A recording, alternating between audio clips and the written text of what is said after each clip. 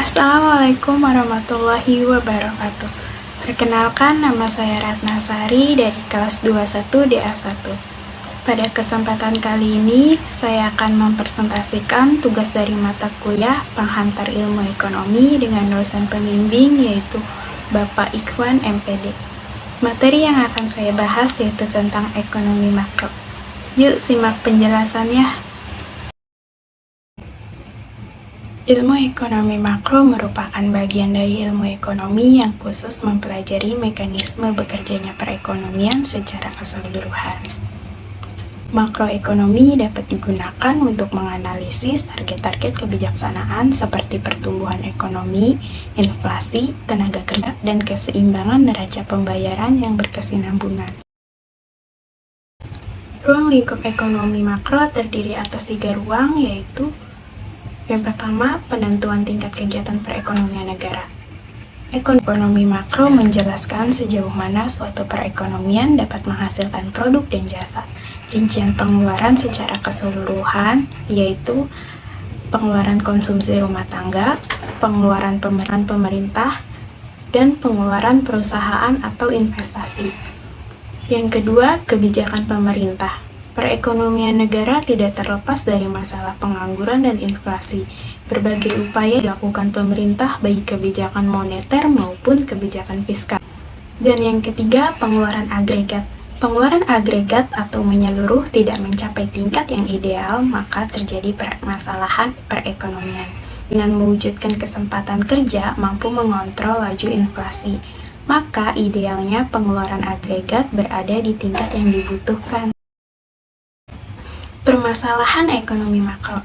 Yang pertama, inflasi adalah naik harga komoditas yang disebabkan oleh tidak seimbangnya pengadaan komoditas dengan tingkat pendapatan masyarakat. Yang kedua, pengangguran. Permasalahan ini terjadi karena adanya kesenjangan penyediaan lapangan kerja dengan jumlah tenaga kerja yang mencari pekerjaan. Pengangguran juga dapat disebabkan oleh kesenjangan informasi serta keahlian yang dimiliki.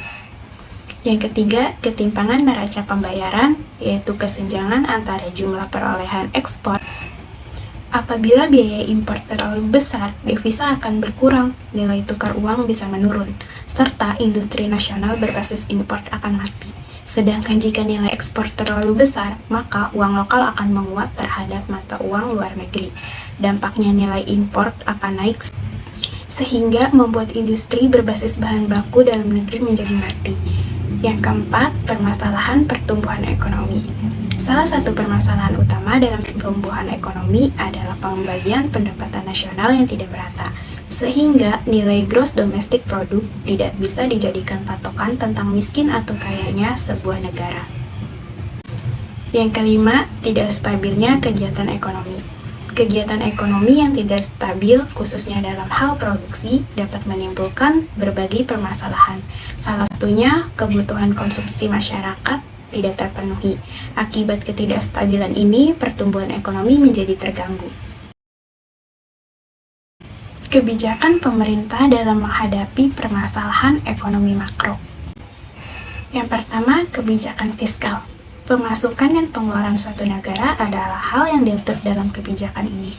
Pemasukan atau penghasilan negara bisa didapatkan dari pajak yang dibayarkan oleh setiap warga negara.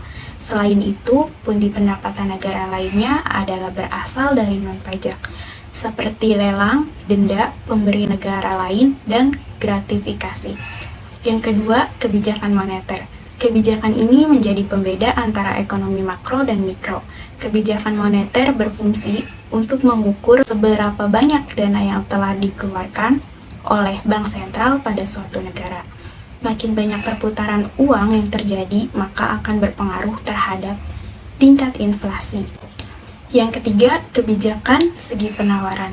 Fungsi dari kebijakan ini adalah untuk menyeimbangkan neraca keuangan di suatu perusahaan atau negara.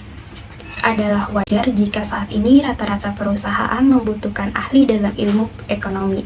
Dengan ilmu itu, harapannya semua proses pengelolaan keuangan, terutama yang memiliki kaitan dengan produksi, dapat dikurangi seminimal mungkin. Selain itu, kualitas produksi juga terus dapat diseimbangkan. Dengan demikian, produk yang dihasilkan pun akan lebih berkualitas. Dalam konteks Indonesia, ekonomi makro menjadi sistem untuk menganalisa perubahan ekonomi di tanah air yang berpotensi memberikan pengaruh terhadap perusahaan, masyarakat, dan pasar. Dari ekonomi makro, kita juga bisa mendapatkan penjelasan tentang terjadinya perubahan kondisi ekonomi di Indonesia demi mendapatkan hasil analisa terbaik. Komponen ekonomi makro yaitu rumah tangga terdiri dari satu sektor, perusahaan terdiri dari 2 sektor, pemerintah terdiri dari 3 sektor, luar negeri terdiri dari 4 sektor.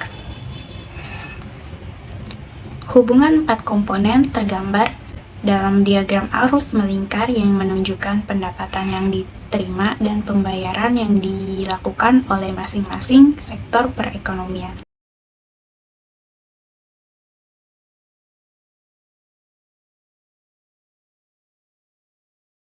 Kebijakan ekspansi. Kebijakan ini bertujuan untuk memperbesar kegiatan perekonomian. Diharapkan lewat kebijakan ini akan terjadi peningkatan permintaan agregat, pendapatan real, dan sekaligus dapat mengurangi jumlah pengangguran. Pada umumnya, kebijakan ini diambil saat perekonomian sedang menghadapi banyak pengangguran dan kapasitas produksi nasional belum optimal. Di sini ada contoh gambar diagram siklus ekspansi. Kebijakan kontraksi. Kebijakan ini bertujuan untuk menurunkan kegiatan perekonomian. Diharapkan lewat kebijakan ini akan terjadi penurunan permintaan agregat, pendapatan real, dan sekaligus menurunkan laju inflasi dan defisit neraca pembayaran. Pada umumnya, kebijakan ini diambil saat perekonomian sedang dalam keadaan overemployment. Keadaan ini di mana permintaan agregatif melebihi besarnya kapasitas produksi nasional. Kondisi ini ditandai dengan terjadinya inflasi yang tinggi atau defisitnya neraca pembayaran secara terus-menerus. Di sini ada gambar siklus kontraksi.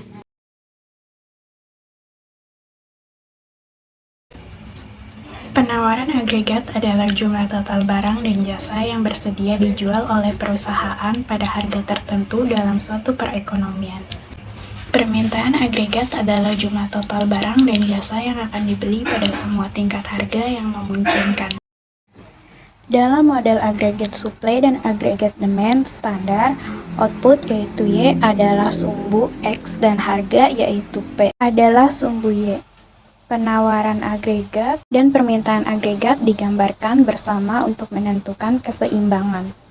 Keseimbangan adalah titik di mana penawaran dan permintaan bertemu untuk menentukan output barang atau jasa. Pada gambar ini menunjukkan bagaimana penawaran agregat dan permintaan agregat digambarkan untuk menunjukkan output ekonomi. Kurva agregat demand bergeser ke kanan yang meningkatkan output dan harga.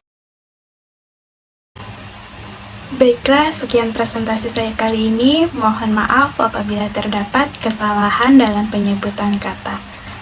Terima kasih. Wassalamualaikum warahmatullahi wabarakatuh.